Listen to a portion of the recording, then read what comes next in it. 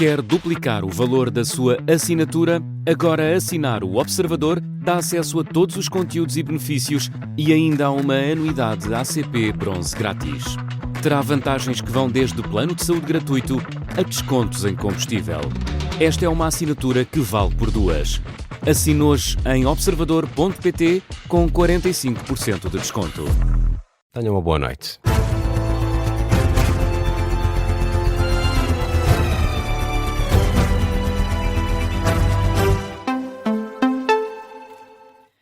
Boa noite, vamos atualizar as notícias. Henrique Gouveia Melo esclarece a polémica que dava conta de que só teria concorrido à presidência da República depois de Marcelo Rebelo de Sousa o ter tentado travar. Ora, o Almirante garante que nunca afirmou que era esse o principal motivo para entrar na corrida a Belém. Em causa está um artigo no Jornal Expresso, em outubro de 2024, que dizia que o atual Presidente da República pretendia reconduzir Gouveia Melo como chefe do Estado-Maior da Armada apenas para evitar uma candidatura presidencial do Almirante. Esta noite, em entrevista na CNN Portugal, Gouveia Melo esclareceu a polémica. A primeira clarificação é que a citação está errada. O livro vai sair em breve e todos podem ver a página 124 e 125, em que eu nunca digo que o principal motivo para concorrer à presidência tem a ver com o atual Presidente da República. O que eu digo é que, na minha análise, achei que o meu contributo seria melhor fora das Forças Armadas e da Marinha, enquanto político, no espectro político, do que dentro das Forças Armadas.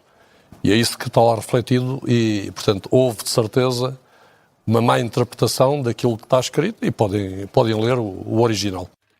Durante a tarde, Marcelo Rebelo de Sousa garantiu que nunca tentou travar a candidatura de Gouveia Melo e, por isso, nega a acusação. Eu não dei essa entrevista. Não dei nenhuma entrevista em que tivesse dito aquilo que me dizem que disse.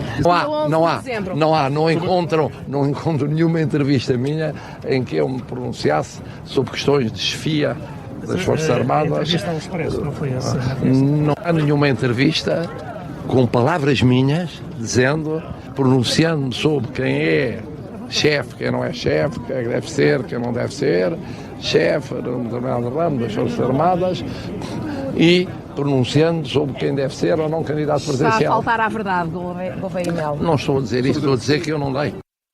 Reação de Marcelo Rebelo de Sousa em declarações aos jornalistas ao início da tarde à margem de uma cerimónia militar em Vila Viçosa. Gouveia Melo falou ainda sobre as alterações à lei laboral propostas pelo governo da AD.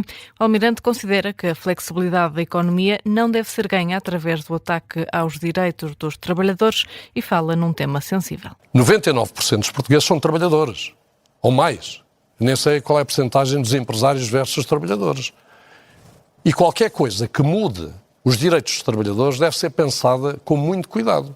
É claro que eu admito que a nova economia precisa de mais flexibilidade.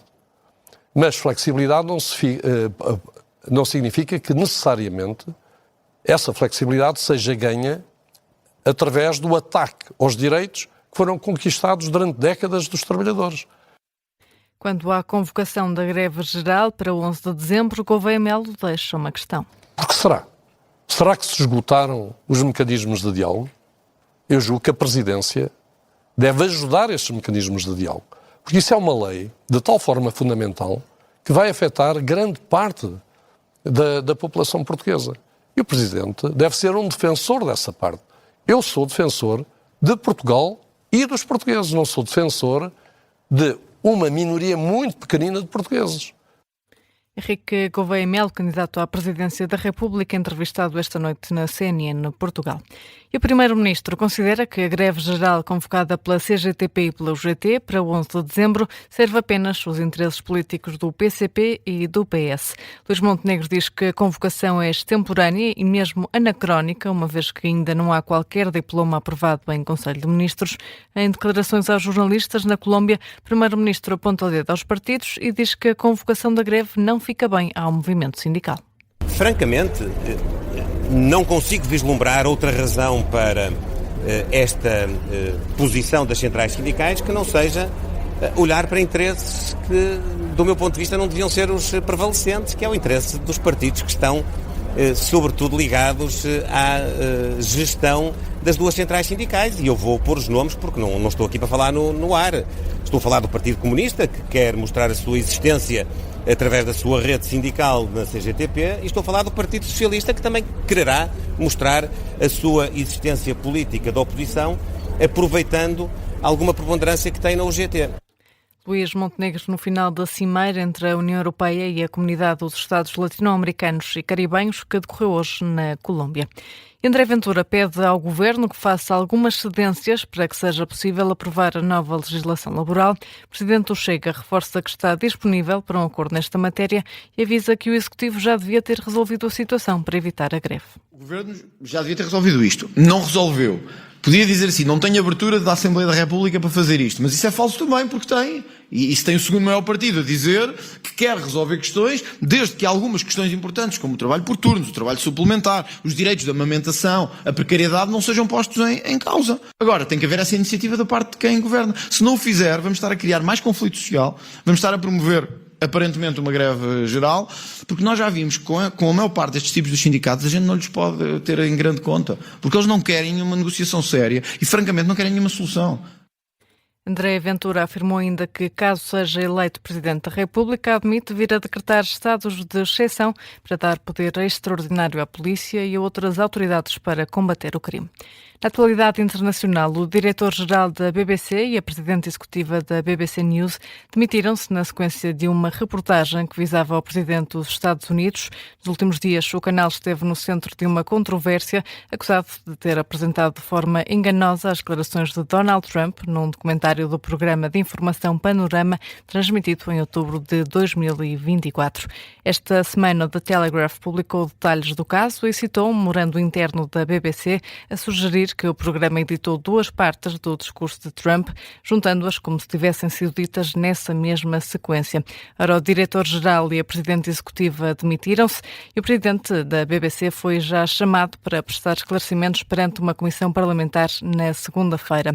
Entretanto, Donald Trump já reagiu. Na rede social Truth Social diz que foram apanhados a adulterar o meu excelente discurso de 6 de janeiro e agradece a exposição de jornalistas corruptos.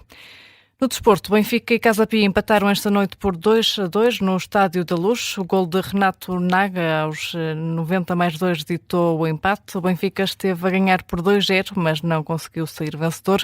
Sudakov e Pavlidis fizeram os golos na primeira parte, mas na segunda parte o autogol de Tomás Araújo reduziu a vantagem e acabaram por empatar já mesmo na reta final. No fim do jogo, José Mourinho, treinador do Benfica, e também Mário Branco, o diretor-geral dos Encarnados, foram diretos ao encontro do árbitro Gustavo Correia, com reclamações. O Benfica permanece assim no terceiro lugar com 25 pontos, agora a 6 do líder Futebol Clube do Porto e a 3 do Sporting. O Casa Pia permanece no 15º lugar com os mesmos 9 pontos do Arouca. E o Futebol Clube do Porto venceu o Famalicão por 1-0 esta noite e segue assim na liderança isolada da Primeira Liga. No estádio do Famalicão, na 11ª jornada do campeonato, o médio dinamarquês Victor Froholt marcou o único golo dos Dragões aos 36 minutos. No final do jogo, o treinador do Futebol Clube do Porto, Francesco Farioli, diz que a primeira parte do jogo foi totalmente controlada, mas a segunda ficou mais complicada. Winning is never easy, but I think na primeira parte tivemos momentos e oportunidades para realmente fechar o jogo, que poderiam realmente mudar a dinâmica. A primeira parte esteve controlada, enquanto a segunda foi um pouco mais complicada. Quando se joga a cada 72 horas, nunca é fácil. Every 72 hours is never easy. Os Brancos mantêm assim a liderança isolada da Primeira Liga, com mais 3 pontos do que o Sporting. O Famalicão permanece no 5º lugar com 19 pontos. E a notícia de fecho neste noticiário. Informação está de regresso às 11h30.